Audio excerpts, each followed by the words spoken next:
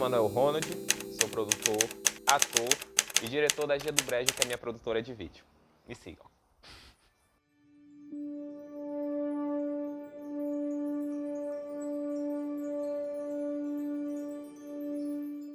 O primeiro contato que eu tive com o teatro foi aqui, na Bahia mesmo, né, em Dias d'Ávila, que eu vim aqui para morar com minha tia. Eu fiquei morando com minha tia só uns 3, 4 meses.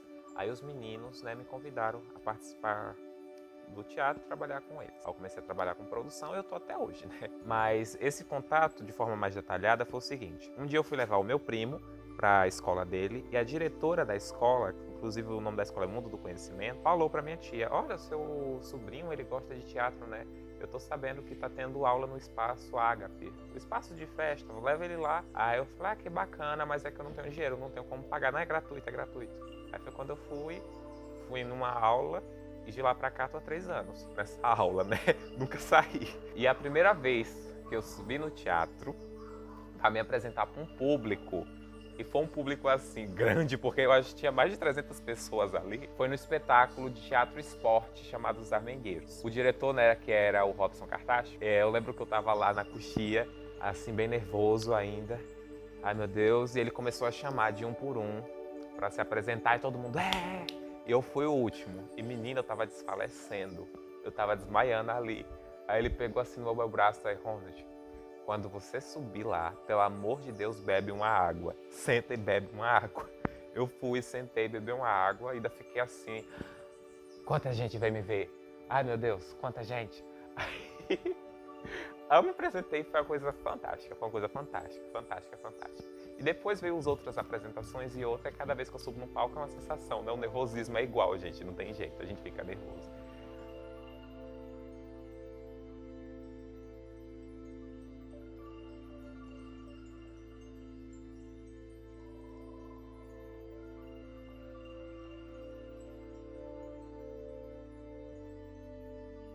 Em todos os âmbitos da minha vida, sempre teve pessoas que falaram não, ou tipo, você não vai conseguir, não vai dar certo. E eu fiz assim mesmo porque eu sou teimoso. Teve coisas que deu uma merda muito grande, mas eu fui até o final e falei, por mais que esteja fedendo, a merda é minha, então vão ter que cheirar, entendeu?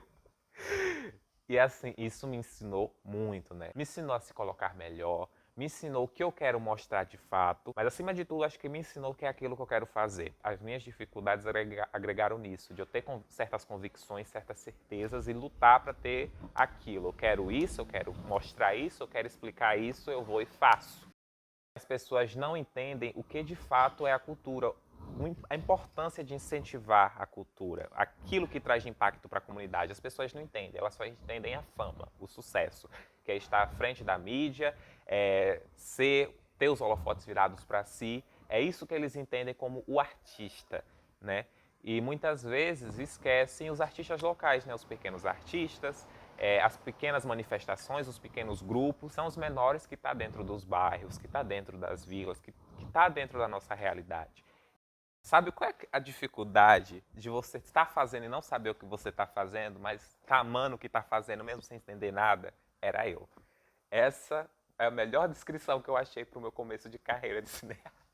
Eu tava me sentindo o quê? Um Jorge Amado da vida? Talvez eu estivesse me sentindo. Eu comecei a tirar umas ideias da cabeça porque é muito loucura. A gente não tem um orçamento pra gente destruir um local, pra gente tacar fogo. Não é só chegar e tacar fogo nas coisas. Como eu fiz, eu já cheguei a tacar fogo em certas coisas só pra fazer efeito. Não façam isso, gente. Se sair do controle é problema. É problema, principalmente se faltar água no dia. Eu falo por experiência própria, não façam. Aí aqui eu me aprofundei mais no tema, né? Eu comecei a pesquisar make-offs de algumas produções grandes. Aí eu comecei a fazer algumas incrementações de realidade virtual, modelagem 3D, né? Pra gente tentar se aproximar a realidade daquilo que é real com aquilo que não é real e a gente tentar equilibrar a luz e sombra, a cor. É um estudo tão complexo. Eu diria que precisa de muita prática, mas você tem que estudar. Eu acho que a arte não é hipócrita em relação a isso. Se você não estudar, você brincar de conhecer, as pessoas percebem. Um, porque você não está fazendo de coração, né? E dois, porque você precisa ter conteúdo. Quando a gente é criança, a gente não tem muita noção do que é mundo, do que é sexualidade. A gente só sabe que a gente está brincando. A gente não tem noção que existe uma sexualidade em cima daquilo, que existe uma construção social em cima daquilo, que aquilo ali é direcionada para a menina, aquilo ali é direcionada para a menina. A gente acha que tudo é para todo mundo e a gente só brinca, a gente é criança. E logo cedo a gente aprende que a gente é viado antes de saber o que é ser viado. Eu costumo dizer que o problema na educação, no âmbito geral, nem é educar a criança, porque a criança ouve a gente, o problema é os pais. Os pais é que é o desafio da educação. Porque eu tiro por mim, que muita coisa, muita informação que eu tinha, né, era no meio que eu vivia ali. As pessoas me passavam coisas de forma agressiva, né, no sentido de que aquilo não era bacana, eu gostar de brincar com as meninas não era bacana, né, eu me interessar por certas áreas não era interessante porque era coisa de viado, né, e eu vim entender só mais tarde, depois de velho mesmo, que não era só isso. Já percebiam, sim, e me excluir daquilo era de alguma forma me masculinizar, de certa forma. É tanto que até as minhas roupas era tudo gola polo. Era um calor do caralho, mas era tudo gola polo. A comunidade LGBTQIA+, eu só soube que eu fazia parte dela e eu só soube da sua existência no ensino médio, para vocês terem noção como é a situação. Eu sou do interior de Alagoas, eu moro numa cidade chamada Delmiro Gouveia, mas eu não moro na cidade em si. Eu fico em um dos distritos, que é um pouco mais afastado da civilização, é lá dentro do mato, é uma roça. Imagine uma roça. E no meio dessa roça, uma vila. É mais ou menos isso, né? Então lá o machismo, nem diria que é estrutural mais, é filosofia de vida. Real, já ouvi muito absurdo lá. Muito. O assédio às crianças, por incrível que pareça, é mais comum do que se imagina, minha gente, mas é muito escondido. É muito escondido. E quando a gente explana, ao menos quando eu explanava para alguém, a única pessoa que me ouvia era minha mãe. E de alguma forma eu entendia que ela não sabia lidar com aquilo. E dava para ver uma naturalização pelos olhos dela. Só que isso só vim ter noção depois de velho. Não teve jeito. Muito, muito, muito, muito do que eu me senti assim, meio liberto, foi com minha mãe, que foi um anjo que me ajudou. Mesmo ela não sabendo lidar com a situação, ela me ajudava a lidar com a situação, mesmo sem saber. Né? É incrível, é incrível. Minha mãe é um ser incrível, incrível, incrível. Não tem explicação sobre o que é minha mãe para a minha vida. Ela é maravilhosa. Ela é maravilhosa, maravilhosa. Já disse que ela é maravilhosa. Que ela é maravilhosa. Na infância era aquela coisa meio reprimido. Eu não podia fazer um monte de coisa. Eu achava que era o certo, porque todo mundo falava a mesma coisa, né? E eu não acredito muito assim que as pessoas elas não são influenciáveis. Se elas não fossem, né, não existiria um segmento psicológico pra gente, né? Seria nulo e até risonho existir psicólogo, coach, né? Então, eu acredito que a gente não é uma ilha, a gente troca figurinhas. O que a gente faz aqui influencia sim na vida do outro, de certa forma. É por isso que a gente tem que tomar cuidado com o que a gente fala, como a gente se posiciona, né? Porque a gente interfere muito na vida do outro, mais do que a gente imagina. Né? Pode ter uma pessoa ali que está usando você como espelho e você não sabe mesmo. Lá conversando com os meninos e tudo mais, a gente era um grupinho pequeno, assim, bem fechado, mas a gente trocava figurinhas. Eu contava o que acontecia, eu falava, gente, fulano fez isso, isso, isso, isso. Aí chegava outro e falava, nossa, fulano fez a mesma coisa. Nossa, então, nossa, Ronald, isso é muito natural. Sim, infelizmente é natural. Só que, para você se chocar com essa naturalidade, a diferença é que eu estou falando de um grupo de pessoas de 10 anos falando de um homem de 35. Entendeu? E isso é muito natural. Só que é uma coisa muito escondida. Muito escondida. Poucas são as pessoas que em algum momento da minha vida eu fiquei só e que não veio com alguma gracinha, não veio com alguma proposta. Entendeu? Poucas são as pessoas, de fato, que eu ainda mantenho o contato lá. Poucas, né? E é muito difícil definir um segmento que me ajudou durante minha infância, mas eu acho que o peso maior na minha formação, para eu lidar com a situação, foi com certeza, foi a minha mãe e os anjinhos que a vida colocou na minha vida, no meu caminho, né? Tanto quanto os professores, quanto amigos, né? E sem falar em formação. Quando eu ganhei um celular, isso foi lá para 2012, uma coisa assim, que eu comecei a pesquisar sobre certas coisas, comecei a entender um pouco mais sobre mim, né? Eu vi que eu não era o único e tudo mais.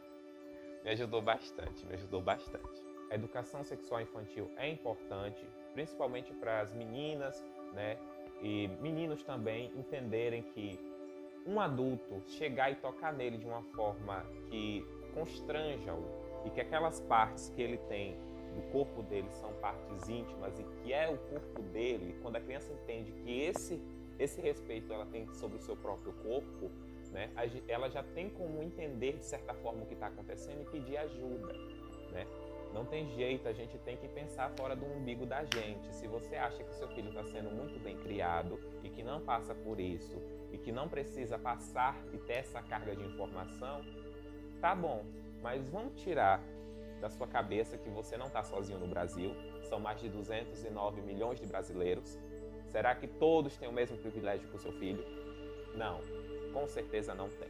Aqui, quando eu tomei aula de produção, eu comecei a entender como funcionam as relações pessoais das pessoas e comecei a entender melhor a individualidade de cada um, aonde está o âmago do interesse pela cultura de cada um, certo? Isso aumentou minha capacidade de uma forma sensacional. Eu aprendi a me expressar melhor, aprendi a falar melhor, eu comecei a me colocar melhor, comecei a defender causas, né? Criticar atitudes.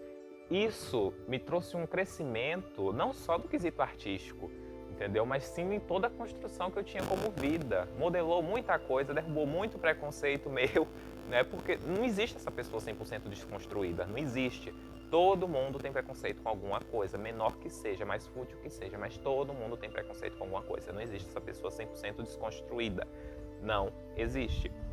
Então a residência em minha vida, ela impactou de uma forma sensacional, sensacional. E o teatro, ele te fornece técnicas, ele exige coisas, né, de você, que quando você aprende, você pode aplicar em qualquer âmbito da sua vida, qualquer mesmo, qualquer carreira, né, ou qualquer direção, até no seu relacionamento amoroso também, né? Você aprende a lidar melhor com certas situações, você aprende a ponderar certas coisas. Então, assim, não dá nem para descrever tudo que o teatro mexeu, porque ele mexeu na minha vida como um todo, o conjunto, tudo que eu considero como uma coisa importante para uma construção de uma vida, o teatro mexeu. A gente, enquanto artista, a gente não tem tanta noção do impacto que a gente causa na vida das pessoas, né? Os poucos trabalhos que eu fiz com o teatro, né? Tem pessoas que me param na rua e falam: eu te conheço de tal lugar, você se apresentou com tal peça, nossa, bacana. Né? E mais bacana ainda é quando as crianças me reconhecem, né? E quando eu me deparo com algum adulto assim que me reconhece, a gente acaba falando um pouco sobre a peça. Quando eu me deparo com alguém da área de educação, eles falam também sobre a importância do trabalho que eu faço. Então, eu acredito que o meu lugar enquanto artista é justamente isso, continuar provocando, continuar incentivando esses movimentos. Todos podem fazer as mesmas coisas, né? Então, acho difícil definir uma linha enquanto artista como o meu lugar na arte. Eu acredito que uma coisa leva a outra e no fim a gente mexe com tudo, né? Então, acho que é isso.